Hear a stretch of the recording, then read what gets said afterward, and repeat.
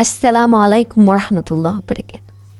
النهاردة إن شاء الله هنعمل مع بعض الفيش الصعيدي على أصوله بطريقة إن شاء الله سهلة وبسيطة.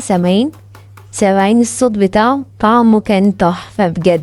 أتمنى الوصفة بجد تعجبكم وجربوها ومش هتندموا صدقوني. شايفين مقرمش بصراحة جميل. هنبتدي أول حاجة بالخميرة بتاعتنا.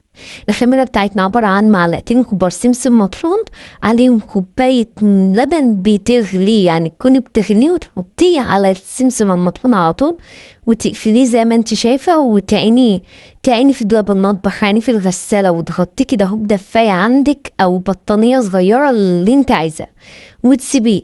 في الشتاء بيقعد 24 ساعة، وفي الصيف بيقعد حوالي 12 ساعة. فأنا وديت العيال الصبح المدرسة عملتها، وبعد تاني يوم بعد ما وديتهم المدرسة قلت أكمل بقى.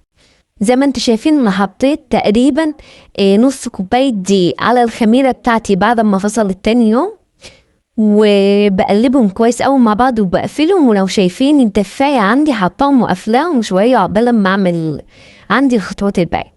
عندي هنا حوالي كوباية لبن كبيرة، وحطيت خميرة فورية عشان تساعدها، يعني تساعدها انها تخمر وتعلى وكده. تمام. حطيت كيس خميرة فورية، وحطيت عندي محلب مطحون معلقة كبيرة، بوديها في حتة تانية. والله بتبقى تحفة. وعندي كيس دقيق، يعني كيلو دقيق وبنخله كويس قوي لان انا جايباه سايب. الدقيق السايب بالذات لما يكون حد موثوق منه بيطلع معاكي تحفة.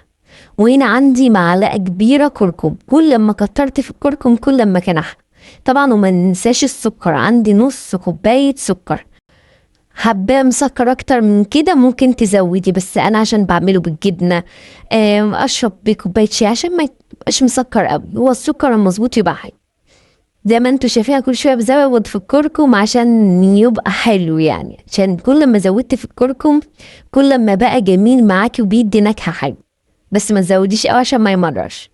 تمام. خلطت ده كله مع بعض، وجبت الخميرة اللي كنا سايبينها عملناها بنص كوباية دقيق اللي كنا محمرينها بقالنا يوم، وعملناها تخميرها التانية نص كوباية دقيق. بنجيبها وبنحطها عندنا على الدقيق والخميرة اللي احنا لسه عاملينها الجديدة. وبحط معلقتين كبار سمنة بلدي. جماعة الفايش محلاش الا بالسمنة البلدي. احنا والله كان بيجيلنا الفايش ده من الصعيد بالشولة. انا حسيت ان الكركم عندي قليل بصراحة، زودت يعني حوالي معلقة ونص كبار كركم. تمام. وعندي اللبن جنبي دافي، كل شوية زود، كل ما تحتاج معايا زود. تقريبا كيلو الفايش ده اخد معايا رتل اللبن ده. عند اللبن عادي، لبن عادي يعني، بس يكون دسم. تمام. ببتدي ان انا اعجن، وكل ما يحتاج معايا احط لبن. يعني مش قادرة اقول لكم ومقدار معين للبن، لان كل دقيق وعلى حسب. يعني ممكن اقول لك المجمل كله اخد معايا حوالي 3 كوبايات ونص. يعني 3 كوبايات ونص، ونص كوباية دي سايباها احتياطي بزود بيها. بفضل اعجن لحد ما تلم معايا. تمام. اول لما تلم معايا بقوم حاطه، يعني هي نص كيلو بياخد حوالي نص كوبايه سمنه بلدي. بقوم جايبه نص الكوبايه الباقيه بتاعت السمنه البلدي وبقوم حاطه، وافضل اعجن بقى في العجينه، اخدميها على قد ما تقدر.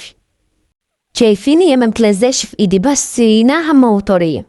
وسبتها تريح حوالي ربع ساعه بعد ما عجنتها كويس. وابتدي ان انا بقى كان انتوا تعملي عيش فين.